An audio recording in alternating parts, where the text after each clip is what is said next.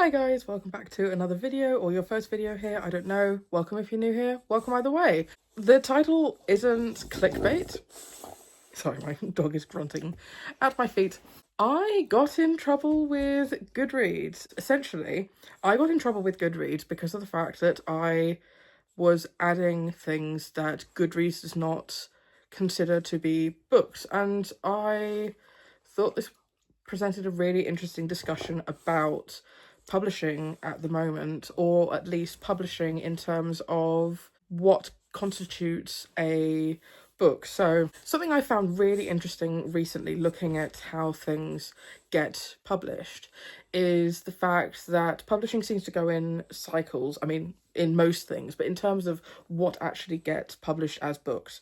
So a lot of authors that we consider to be great back in a time when it was too expensive for the masses to be able to purchase full novels, it wasn't uncommon for a couple of chapters of a number of books to be released in magazines and newspapers and released over time and then bound up together into a final volume. One of the most famous being Dickens. A lot of his novels were originally serialized. Same with Sherlock Holmes. They both published in The Strand, I believe. And how that was a very mainstream, or for the time, a mainstream way to become published would be to get these chapters out one or a couple of at a time, and then to be bound up into its final form. And over time, it became more popular for books to come out on their own in their final form without being serialized, although that still does happen in some instances. And there have been other ways in which there have been the standard way of publishing and then the cheaper way of publishing to either get books out to the masses that maybe couldn't afford them, or to publish about topics or things where a mainstream publisher may not want to put their name to that. So that is where we get mass market paperbacks from, and the tier below that, which was pulp fiction, where wood pulp paper would be turned into books, and this was often the only way that, say, queer representation could happen in certain books. And what I really think is interesting is comics and illustrated novels, manga, and how that sort of cycle of publishing has happened at a really different time. If you know any more about this and know more about more specifics, I'd love to hear more.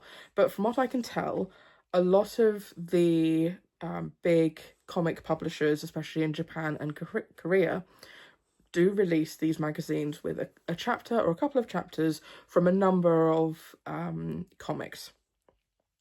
The difference is that while something like The Strand in the UK would have been incredibly cheap to make sure people could afford them, as far as I know, or at least in order to import them, these magazines are incredibly pricey. They're often very, very thick because you need more paper to tell a comic book story than you do a novel.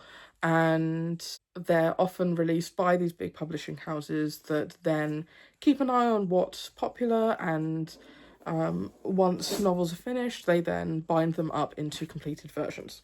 Now, no, now, although I see that being still quite popular in places like Japan, in terms of the books that make it over here in the Western world, I see far more of it where they've already gone through the process of either being bound up into finished volumes and then translated, or they were fully released as full volumes without going through that process.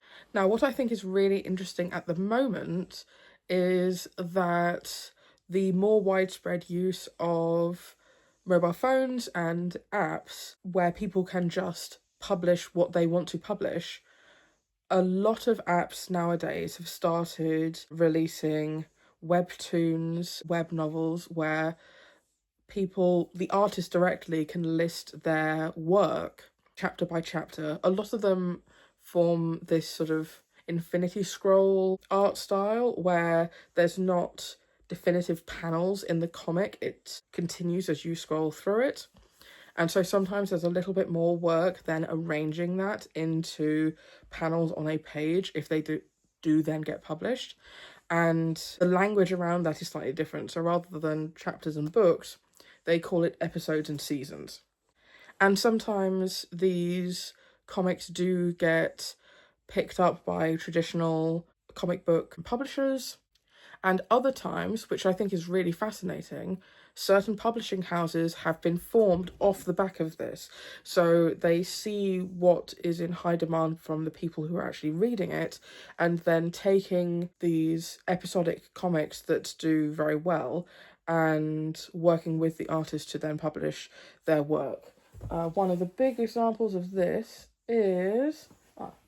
this is volume 2, but I do have volume 1. This is Under the Oak Tree, and the publisher Inklaw, you see their logo here, they work specifically with Manta, or I'm sure that there are other apps that they work for, maybe not. But they saw that this was incredibly popular, people were really enjoying the story, and so Inklaw specifically have published or are publishing the actual novel and the comic book adaptation at the same time. So I just think that's a really interesting movement in publishing that, what's that phrase? Art imitates life, imitates art, or something along those lines. Now we get back to the Goodreads situation.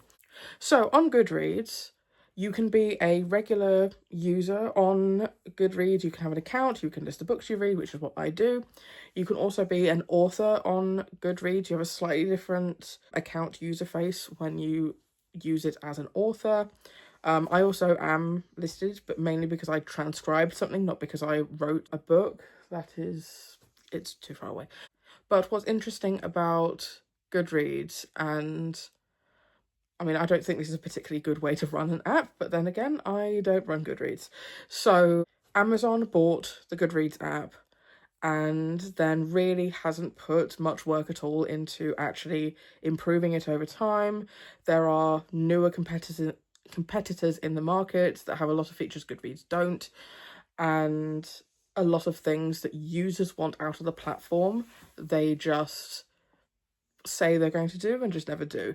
I use Goodreads because of the fact that it was the first one I used. There would be a huge amount of effort on my part to transfer all of the information I have on Goodreads of the books that I've read over my lifetime onto a different platform. So that's probably why I stick with Goodreads over another app. However, there are volunteers called Goodreads librarians who keep the app running. They really do. You can apply, anyone can apply to be a Goodreads librarian. You need to fit a certain number of criteria. What I didn't realise when I applied to be a Goodreads librarian was that you couldn't be an author on Goodreads. You could only be a user. You have to have over a certain number of books. You have to be active for the last however many months, blah, blah, blah. But I did apply and I just never heard anything back. But something that you can do if you've been active on Goodreads for a certain amount of time is that you can add books to the database and put in a certain number of limited pieces of information about those books. So there are certain books that I've added in that I maybe knew a friend publishing themselves, in which case they didn't have the access to Goodreads. So I have personally added quite a number of books to Goodreads. However, where I got into trouble with them was that I considered a full, say there was a webtoon comic that was releasing chapters or episodes and they finished out a season. I consider that to be a finished ebook. Please, I'd love some information about this, because in finishing those, I consider myself to have finished a comic, because that's what a volume of a comic is. It's a number of chapters bound together to finish out a story arc in a volume, and I see no difference between that and an ebook. So when I got that email through from Goodreads, it was very much like, oh, it doesn't count if it doesn't have an ISBN number.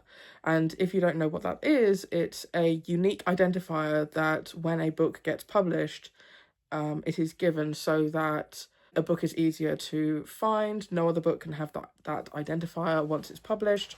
And the first three, I think it's the first three numbers of most products that have an ISBN number are supposed to represent the country.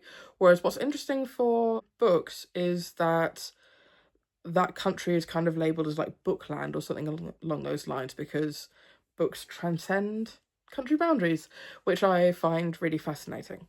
So I would love to know what you think. Do you think that finished seasons of these web novels should be considered a a book or a comic or an ebook, and should they be given ISBN numbers? Because, for example, one book may have a number of different ISBN numbers associated with it. For example, a book and then it has a special edition, those two will have different ISBN numbers even if they are the same contents. Or, for example, a book published in another language, it's the same book but they will have two different numbers. Or the paperback on a hardcover or an ebook and a hardcover, they'll all have different numbers. So even if that book were to then get picked up by a publishing company and then released in either separate ebooks or paperback form, it's not like having already been given an ISBN number that would stop it getting another one, because that's just a different form of it being published. So yeah, I would love to know your thoughts, because I don't know. And there you have it, a bit of a different one today, but I will see you in my next video. Bye.